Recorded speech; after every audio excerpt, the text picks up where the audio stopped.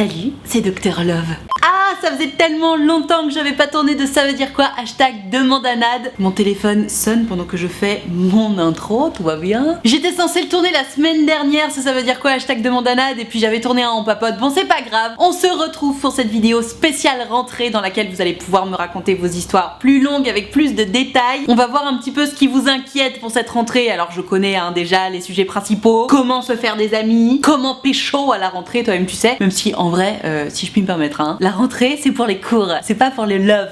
Trop relou la meuf. Pour réaliser cette vidéo, comme d'habitude, je vous ai demandé à toutes et à tous sur Instagram de venir me raconter par message privé du coup ton histoire d'amour, d'amitié, de confiance en toi en rapport avec la rentrée, puisqu'on est sur un ça veut dire quoi #demande à Nad spécial rentrée, toi-même tu sais. Et puis sans plus attendre, nous allons pouvoir démarrer. C'est parti. Bon, alors on va passer rapidos sur cette question parce que c'est exactement le sujet de la vidéo que j'ai sortie vendredi d'il y a 10 jours en gros. C'est Gertrude qui me dit salut Nad, c'est Gertrude. Yo Gertrude. Oui, je regarde un peu trop tes vidéos, haha. T'inquiète pas, on regarde jamais trop les vidéos de Mamie Nadia. J'espère que tu vas bien ainsi que Booba et que la grossesse se passe bien. Tout le monde va bien, merci beaucoup. J'entre en seconde et je ne connais personne de ma classe. J'ai donc peur de ne pas me faire d'amis et je suis pourtant assez sociable. As-tu des conseils? Merci beaucoup pour tes vidéos qui sont géniales. Merci à toi. Je te suis depuis la vidéo Sexe ado, ce que tu dois savoir #demande à Nad. C'est effectivement la vidéo la plus vue de ma chaîne. Semble la péter, il y a plus d'1 million de vues, voilà. Bon. Ma Gertrude, à partir du moment où tu me dis que de base t'es assez sociable, honnêtement, je m'inquiète pas pour toi. J'ai fait toute une vidéo, je te disais il y a 10 jours, sur comment se faire des amis. Je te la résume en 2 mots. En gros, il s'agit d'essayer d'être souriant, de rester un peu propre sur soi parce que forcément si tu pues, t'as moins de chances de te faire des potes que si tu sens bon. D'être un peu avenante, d'oser un petit peu aller vers les autres, d'essayer de rire un petit peu aux blagues, enfin bref, d'essayer de montrer aux autres que t'es sympa pour simplement que eux aient envie de passer du temps avec toi. Ça s'arrête là. À partir du moment où t'es avenante, en plus, ça veut sans doute dire que tu manques pas trop de confiance en toi et que t'as suffisamment d'aplomb pour aller vers les autres, etc. Donc no stress, ça va ultra bien se passer. Encore une fois, va voir cette vidéo, je pense que ça pourra t'aider. Mais si tu veux un bon conseil en plus de cette fameuse vidéo, l'idée c'est vraiment de stresser le moins possible. Bien entendu qu'on s'inquiète toutes et tous de savoir si on va passer l'année tout seul, tu vois. Mais plus tu vas te stresser, plus ça va se sentir et plus les gens vont se dire ah mais pourquoi elle est stressée, elle c'est trop bizarre. Donc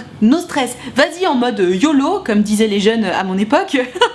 Essaie de pas trop te prendre la tête et confiance en toi. Rappelle-toi qu'effectivement si t'es avenante, y a pas de souci, y a pas de raison que tu te fasses pas de potes et tout va avancer comme sur des roulettes, ne t'inquiète pas. Tiens, c'est intéressant ce qu'elle nous raconte Gertrude, elle me dit Nad, j'ai hyper peur de la rentrée, genre vraiment c'est horrible, j'ai pas beaucoup de potes et si je tombe pas dans la même classe qu'elle, je vais flipper et je vais être exclue de la classe. Des conseils pour se faire de nouveaux amis, #demande à Nad. Alors pour les conseils par rapport aux nouveaux amis, CF la question précédente, CF la vidéo que j'ai sortie il y a 10 jours encore une fois sur comment se faire des nouveaux amis, mais ma Gertrude, tu te rends compte de ce que tu dis? Si je suis pas dans la même classe que mes potes, je vais être exclue de la classe. Alors c'est sûr que si tu pars de ce principe là ma belle, je te promets que tu vas être exclue de la classe. Si tu pars en te disant putain si j'ai pas mes potes je vais être exclu, tu seras exclu. Pourquoi? Parce qu'en fait en disant des trucs pareils tu te jettes un sort. Si tu te dis oh là là c'est sûr je vais être exclu, t'as toutes les chances d'être exclu. Sauf si t'as vraiment la chance d'avoir une âme ultra charitable qui va voir que t'es un peu toute seule dès le départ et qui va se dire oh non la pauvre j'allais la voir etc. Ce qui n'arrive que très rarement malheureusement. Si tu vas quelque part en te disant ça va mal se passer, ça se passe toujours mal. C'est la théorie de l'attraction positive. Je sais pas si elle s'appelle vraiment comme ça cette théorie mais t'as compris. Si tu penses négatif tu attires le négatif. Si tu penses positif tu attires le positif.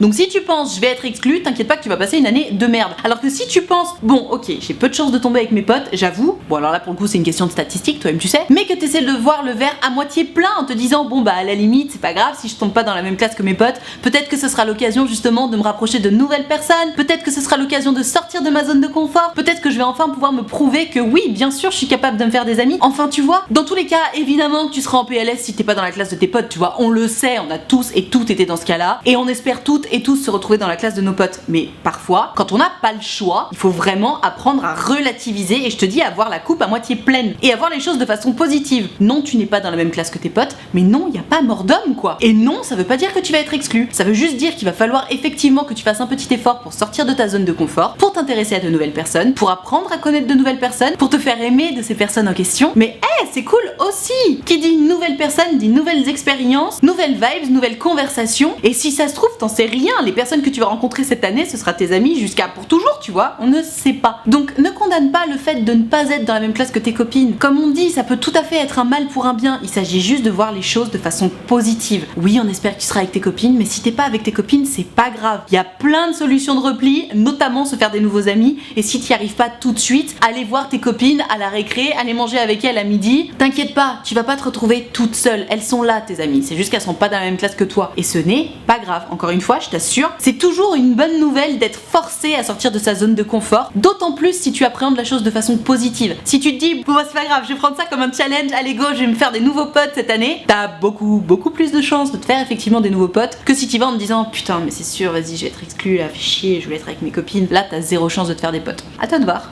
Ouh là là là là là, tu connais l'expression mettre la charrue avant les bœufs? C'est exactement ce qu'elle fait, Gertrude, je te lis ce qu'elle raconte. Hello Nad, je rentre à l'université fin septembre et pendant les vacances, j'ai rejoint le groupe Facebook pour les premières années. Ah, c'est trop drôle, il y avait tellement pas ça de mon temps quand je suis arrivée à la fac. Moi, ma rentrée à la fac, c'était septembre 2009, ça faisait à peu près un an que Facebook existait. Je peux te dire que les groupes Facebook de oh, ça y est, on va se retrouver tous dans la même année, venez, on commence déjà à discuter, ça n'existait pas du temps de Mamie Nadia, vous avez trop de chance. Sur ce groupe, j'ai créé un groupe chat pour les gens de mon cursus d'économie et j'ai parlé à un Alphonse en particulier pendant quelques jours.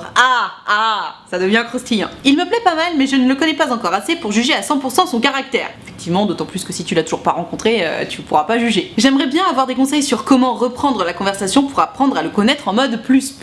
Par ailleurs, quand je l'ai follow sur Insta, j'ai vu qu'il avait flirté en commentaire avec une autre fille, donc je sens un petit peu la compétition et je n'aime pas trop ça. Entre parenthèses, question de féminisme et tout, hashtag demande à Nad. Alors je vois pas trop le rapport avec le féminisme, s'il a dragué la meuf en mode il parlait de féminisme, ou est-ce que tu veux pas de compétition avec la meuf parce que justement la sororité, blablabla. Bon, on va oublier cette idée là parce que du coup j'ai pas trop compris où tu voulais en venir. Ma Gertrude, moi je trouve ça génial l'évolution, je trouve ça génial qu'on puisse déjà discuter ensemble avant même de se retrouver à la fac et tout. Je trouve ça top parce que c'est une très bonne façon de commencer à s'intégrer, notamment pour celles et ceux qui sont un peu timides. Bah forcément, si tu peux déjà commencer à discuter par écrit, tu te sens beaucoup plus à l'aise, t'envoies des messages depuis le petit confort de ton appartement et puis une fois que tu croises les gens en vrai, bah comme tu les connais déjà un petit peu, c'est beaucoup plus facile d'aller les aborder et tout. Donc trop bien que vous ayez droit à ces avancées technologiques là, c'est trop bien. Maintenant, je disais justement ne pas mettre la charrue avant les bœufs, ma Gertrude, parce que j'ai quand même l'impression que tu t'emballes un peu rapidos, si je puis me permettre. Que tu discutes avec un Alphonse, c'est très bien, que cet Alphonse a l'air de te plaire particulièrement, tant mieux, trop bonne nouvelle, mais là tu m'expliques que tu l'as encore jamais rencontré, que tu arrives à la fac, donc tu vas évidemment rencontrer plein de gens, hein. Si ce mec est dans le même cursus que toi, potentiellement tu vas te le taper tous les jours pendant 5 ans, et tu veux déjà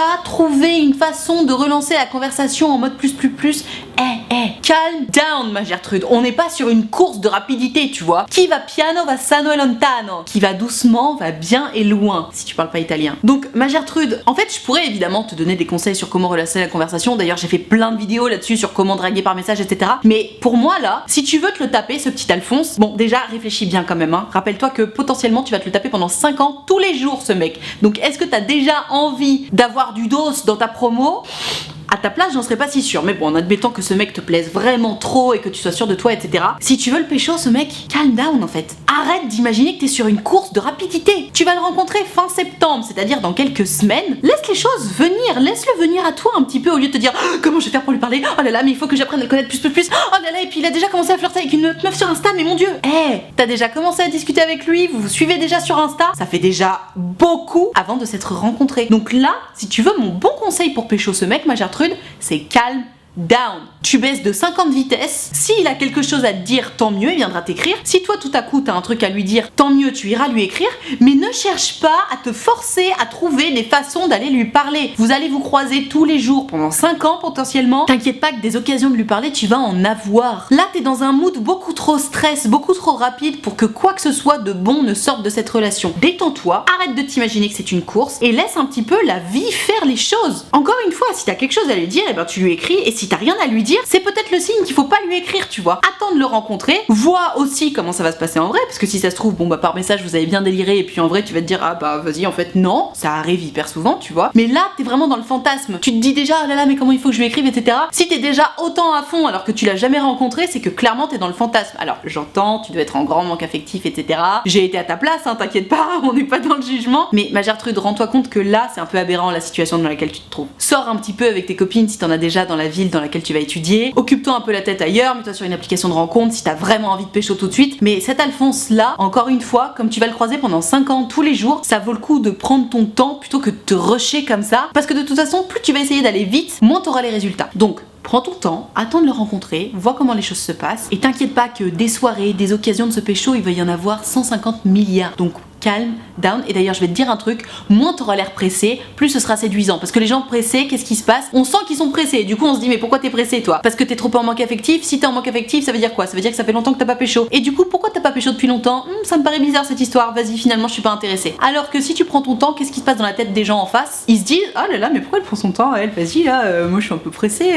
Si elle prend son temps, c'est sans doute qu'elle a confiance en elle, c'est sans doute qu'elle a besoin de personne. Oh Harley Davidson, pardon. Quelqu'un qui prend son temps, c'est quelqu'un qui a l'air plus serein, et c'est quelqu'un qui est de facto beaucoup plus intéressant et attirant surtout. Donc calme, down, laisse-le venir à toi un petit peu. Tu vas voir, ça va faire du bien. Et cette histoire de flirt sur Instagram, blablabla, on s'en carre le coquillard, d'accord? Alors cette question est très intéressante parce qu'elle peut s'appliquer à beaucoup de situations. C'est Gertrude qui est très gênée parce qu'elle va retrouver quelqu'un qu'elle a pas forcément très envie de retrouver à la rentrée. Ah, tu connais? Coucou Nat, je viens tout juste de rompre avec mon copain, ça faisait 2 ans et demi qu'on était ensemble quand même. Et on est dans la même classe cette année, entre parenthèses nous entrons en terminale. Comment éviter la gêne et le malaise? Bonne continuation et félicitations pour ta grossesse, merci beaucoup. PS, on s'est quitté en bons termes, hashtag demande à Nad. Alors, ma Gertrude, que ce soit un ex, que ce soit un ou une pote avec qui tu t'es quitté en mauvais termes, ou bref avec qui t'as eu un break-up, parce que une rupture amicale ça arrive aussi, ça fait d'ailleurs même souvent très très mal, parfois même plus mal qu'une rupture amoureuse. C'est toujours très délicat effectivement, après 2 mois de grandes vacances, de retrouver quelqu'un avec qui tu viens de rompre, que ce soit amicalement ou amoureusement. C'est toujours un moment très gênant, et c'est d'autant plus gênant s'il y a de l'animosité entre les deux. Là dans ton cas ma Gertrude, tu me dis que bon, heureusement vous vous êtes quittés en bons termes, donc très bonne nouvelle. À partir du moment où vous êtes quittés en bons termes, j'ai envie de te dire bon bah essayez de faire chacun votre live de votre côté, essayez de rester tolérant et bienveillant au maximum l'un avec l'autre. Maintenant, comme je le signale très souvent dans les vidéos,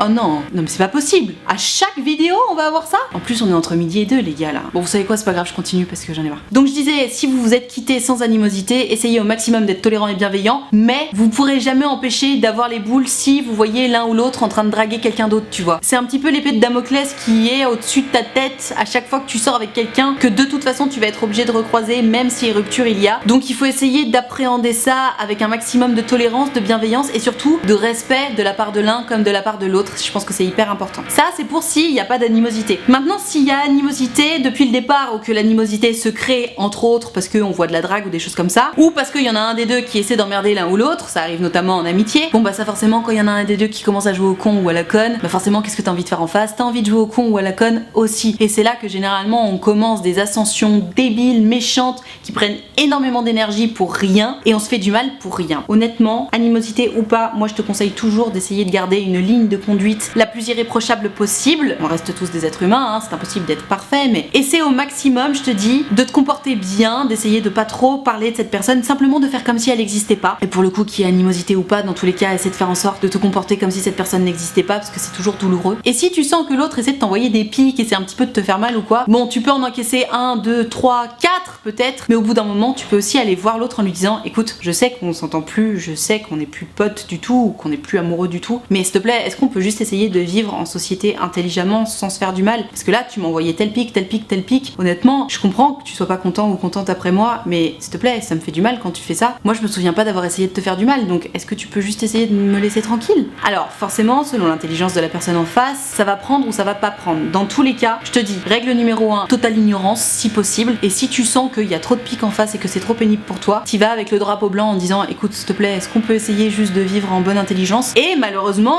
si ça fonctionne toujours pas et que la personne en face continue de t'emmerder, bon bah là tu sors l'artillerie lourde, la meilleure défense c'est l'attaque, et puis tu réponds, parce qu'il y a un moment faut pas non plus se laisser faire. Se comporter de façon tolérante, intelligente, bienveillante, très bien, évidemment, c'est ce qu'il faut faire. Maintenant si on t'attaque, il y a un moment il faut répondre. Alors tu peux répondre de la façon que tu veux, tu peux appeler les parents, tu peux prévenir les profs, tu peux prévenir le principal, ou tu peux répondre toi, en faisant quelque chose qui fait mal à la personne aussi, parce que malheureusement parfois il n'y a que ça qui fait évoluer les choses, parce qu'il n'y a que comme ça que les autres comprennent. À toi de voir. Dans tous les cas, ne te mets pas dans une position de victime. Si quelqu'un cherche à te faire du mal, 1 fois, 2 fois, 3 fois, très bien t'encaisses, 4e fois tu viens proposer une halte, et 5e fois tu réponds, parce qu'il y a un moment, pas trop jouer avec tes couilles non plus, ok? Ni avec tes ovaires. Donc fight back. Te laisse pas faire, et puis bon courage surtout, parce que c'est jamais évident ce genre de situation.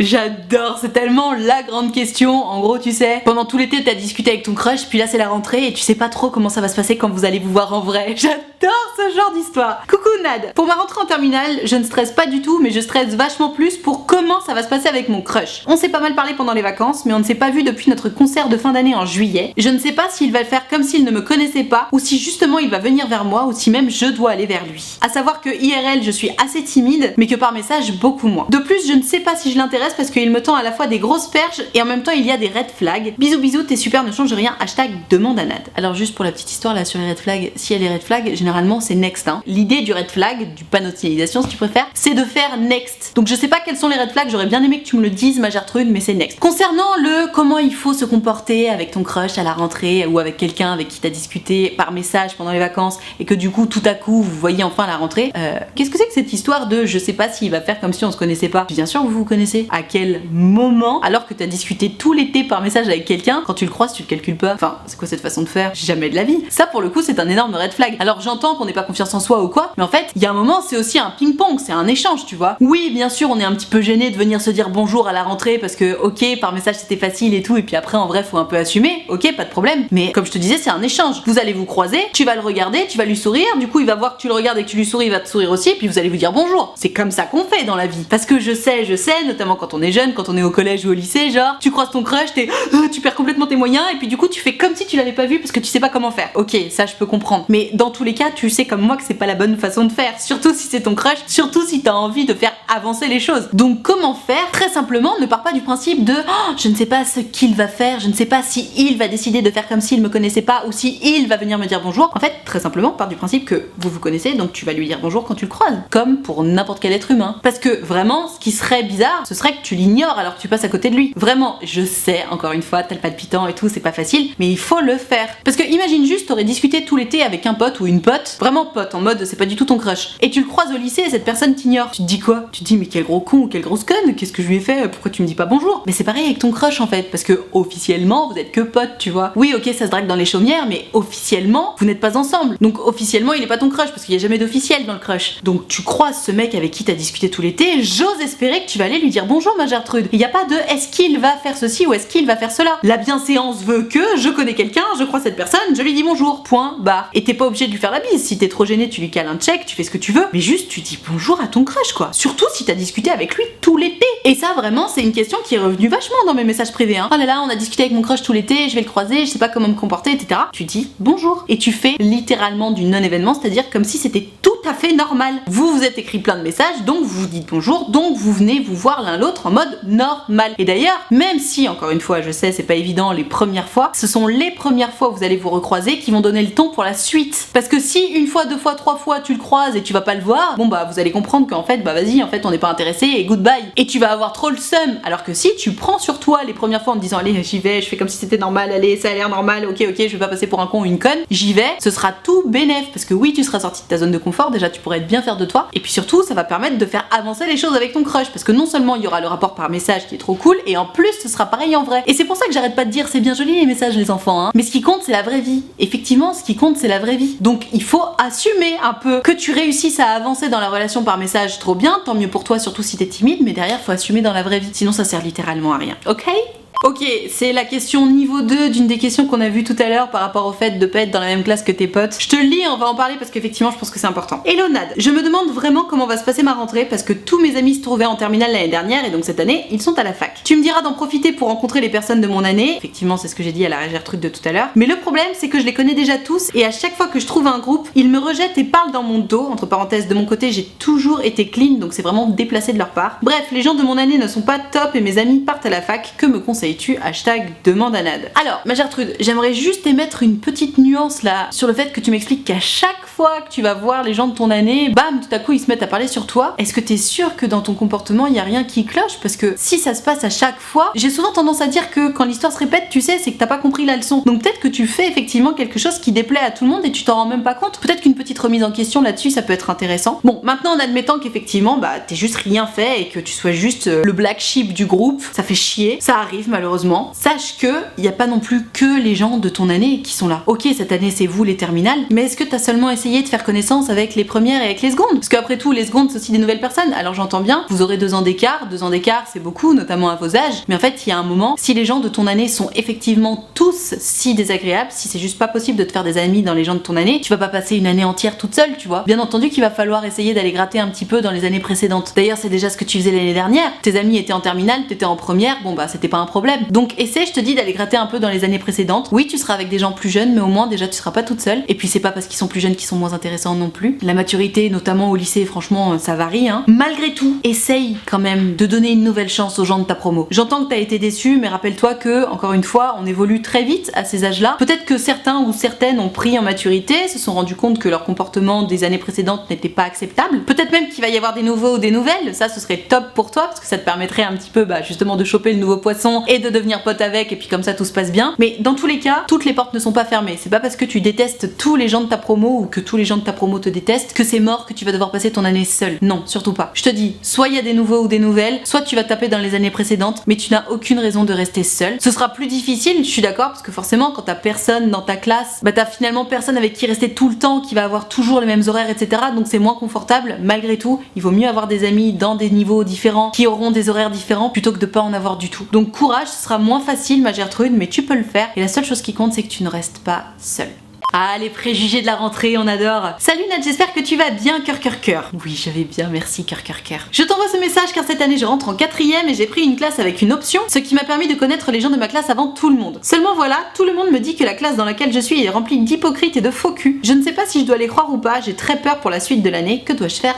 #demande à Nad. Alors, ma Gertrude, je vais te dire une bonne chose. Les a priori comme ça, les on dit, les l'a dit la fait, comme diraient les réunionnais, c'est du gros bullshit. Mais vraiment. En fait, rien, mais absolument rien ne remplacera jamais un bon vieil avis qu'on se sera fait soi-même. Il y a que ton expérience qui va compter. Alors maintenant, bien entendu, attention, on te donne des informations par rapport à ça, donc reste sur tes gardes, fais attention. Si on t'explique que la classe dans laquelle tu vas arriver sera remplie d'hypocrites et de faux culs, déjà demande le comment du pourquoi. Ah bon, qu'est-ce qui te fait dire que telle personne est hypocrite et faux cul? Vas-y, raconte-moi. Va au bout de l'histoire, comme ça déjà tu vas pouvoir te faire une idée sur l'histoire en question. Et en admettant que tu sois toujours pas sûr, vas-y simplement en te disant bon, je suis prévenue, il faut que je reste sur mes gardes, donc je vais éviter de trop raconter de choses personnelles dans un premier temps, et puis je vais me faire mon avis. Et tu vas voir en fait. C'est pas parce qu'il y a des gens qui t'ont dit que cette classe elle était remplie d'hypocrites et de faux culs que cette classe est effectivement remplie d'hypocrites et de faux culs. On est tous l'hypocrite et le faux cul de quelqu'un, on est tous le moche de quelqu'un, on est tous le beau de quelqu'un, on est tous la personne parfaite de quelqu'un. Donc ça veut vraiment rien dire, c'est juste des jugements fournis à la hâte qui toi en plus te forcent à commencer ta rentrée scolaire dans des conditions un peu désagréables, tu vois. C'est sûr que le fait de se dire ah bon bah ok j'en ai pour 2 ans avec des gens hypocrites et faux culs, génial quoi. Non franchement, je pense qu'il faut pas que tu t'en fasses ma Gertrude, fais-toi ton propre avis, vraiment. Essaie d'y aller la plus neutre possible tout en restant sur tes gardes quand même, je pense que c'est important, au cas où, on ne sait jamais. Mais de toute façon qu'on t'ait dit que ta classe était des faux culs ou pas, moi je pars du principe qu'il faut toujours rester sur ses gardes, hein. Tu sais, évidemment t'ouvres pas ton cœur à n'importe qui, tu racontes pas tes secrets à n'importe qui, t'attends un petit peu de les connaître, d'avoir confiance en eux et d'avoir une relation un peu privilégiée, tu vois, avant de raconter des choses sur toi, enfin des choses intimes hein, j'entends. Donc voilà, tu vas naturellement, neutre, tout en restant sur tes gardes et tu te fais ton propre avis. Rien ne vaut ton propre avis, rien ne vaut ton expérience. Et d'ailleurs, c'est pas parce que ces personnes ont pu être hypocrites avec des gens que tu connais qu'elles le seront avec toi. Peut-être qu'elles ont grandi, peut-être qu'elles ont pris en maturité. Donc laisse-leur une chance, tout simplement. Laisse-leur une chance comme tu espères qu'on te laisse une chance. Imagine juste, il y a quelqu'un qui a dit à tout le monde dans ta classe que t'étais une grosse conne, une hypocrite et une faux cul. Ça te foutrait trop les boules que tout le monde se dise ah bah elle c'est une hypocrite donc je lui parle pas, sans avoir même essayé de te connaître, on est d'accord? Et ben c'est exactement ce qu'il faut que tu fasses pour les autres. Fais aux autres ce que tu aimerais qu'on te fasse, ne fais pas aux autres ce que tu aimerais pas qu'on te fasse. Ça paraît logique dit comme ça, mais un petit rappel ne fait jamais de mal.